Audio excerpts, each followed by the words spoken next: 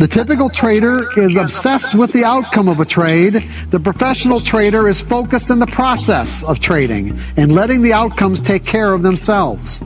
So I'm saying that if you make up your mind to trade for a new reason, the reason is the acquisition of skills as opposed to the outcome or how much money you're making, you will acquire those skills and then you'll find that the outcomes just take care of themselves. Setelah melihat video Mark Douglas, saya pun fokus pada saya punya skrin setiap kali market buka dan saya akan tengok sampailah market tutup. Dan saya akan fokus dengan proses saya, iaitu saya entry and then saya keluar. Namun malangnya, result yang keluar tidak seperti yang saya harapkan. Drawdown teruk man. So setelah lama mengalami drawdown dan asyik loss sahaja dan tidak profit berbulan-bulan, barulah saya sedar dan saya perlu ubah sesuatu dalam diri saya. Jadi saya recap balik apa yang saya belajar dan saya terlihat semula video Mark Douglas itu dan saya fikir, apa sebenarnya proses yang perlu dibuat? Memanglah kita tahu kita kena fokus pada proses. Jangan harapkan reward sahaja, nanti reward tu datang sendiri. But proses apa yang kena buat? Sebelum kita tahu apa proses kena buat, kita kena faham sendiri proses itu maksud dia apa. So di bawah ini adalah jawapan daripada ChatGPT disebabkan Google selalu memberi jawapan yang kurang memuaskan. So kita tengok pada ChatGPT. A process is like a set of instruction that a computer or any kind of system follow to complete a task. In the same way, a computer follow a series of steps in a particular order to accomplish something. So proses ni adalah perkara yang kita kena buat step by step untuk mencapai sesuatu benda. Berfikir seperti membuat sandwich, awak akan gather all the ingredient like bread, cheese and ham, then you spread the mayo, add the cheese and ham and put it all together. This step when done in order make up the process of making a sandwich. So itu adalah contohlah bagi proses. Setelah memahami apa maksud proses, so barulah kita boleh faham apa yang Mark Douglas nak sampaikan, iaitu focus on process, the outcome will come later. So proses yang hendak disampaikan oleh Mark Douglas ni bukanlah adalah satu perkara sahaja, iaitu kita kena dapat profit. Dah cukup? Tidak. Dia ada step by step, iaitu first kali kita kena setkan goals, sama ada nak jadi swing trader, intraday, scalper, short term swing ataupun investor. Selepas kita dah pilih dan kita kaji pula macam mana nak jadi swing trader, macam mana nak jadi intraday. Pada fasa kita how to be tu, kita kena buat self-analysis kita sendiri.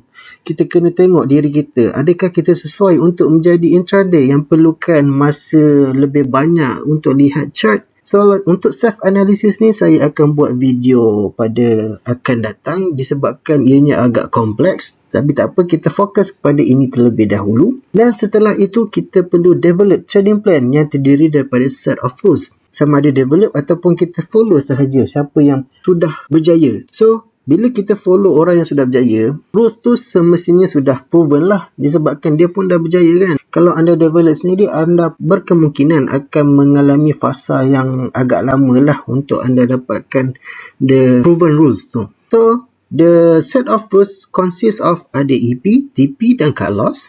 Something yang boleh guide anda cari peluang dalam market, dan jenis keadaan market yang bagaimana peluang tu boleh dipakai, dan something yang boleh berikan fahaman tentang market even though market environment berubah, dan yang terakhir adalah money management. Dan seterusnya, setkan realistic expectations. Stoplah dengan angan-angan buat return 100% every month. Benda tu agak sukar untuk newbie. Awal-awal ni try target 5% je dahulu every month. So bila dah dapat 5% tu konsisten, and then barulah increasekan lagi. Try analisis macam mana anda nak tambah lagi return tu. Next is sentiasa up to date dengan market, kerana environment market ni sentiasa berubah-ubah. Kenal pasti sama ada sesuai tak dengan current trading plan yang kita ada.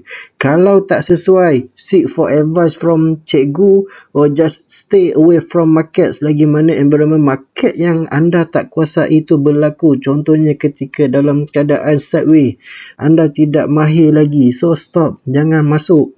And then sentiasa review balik past trades untuk kenal pasti kesilapan yang pernah dilakukan.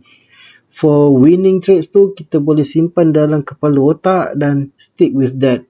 So, dalam poin yang ketiga ni, jangan kita analisa winning trades sahaja. Kita kena analisa losing trades untuk kenal pasti kesilapan apa yang kita lakukan. Kita elak lakukan ia lagi pada masa hadapan. The next point is disiplinkan diri untuk lakukan task wajib bagi seorang successful trader, iaitu ketika pre-market, sebelum market buka, lakukan analisis market terlebih dahulu. So nanti market dah buka, tak adalah kita ni terkejar-kejar nak buat analisis.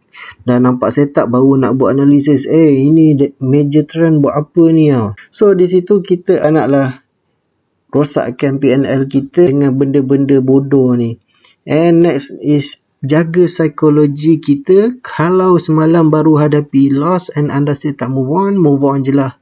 Banyak lagi hari boleh trade. And ketika market sedang berjalan pula, disiplin dan stick to trading plan. Janganlah pandai-pandai nak FOMO ke, nak tukar, tiba-tiba nak pakai teknik breakout pula, sedangkan anda tak kuasai pun teknik breakout tu. Jangan ubah-ubah trading plan. Stick with your trading plan.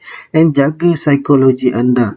Kalau terlepas entry tak apa, biar je, jangan kejar. Hari lain ada lagi, boleh masuk, jangan risau. Dan perkara yang paling penting sekali adalah post market.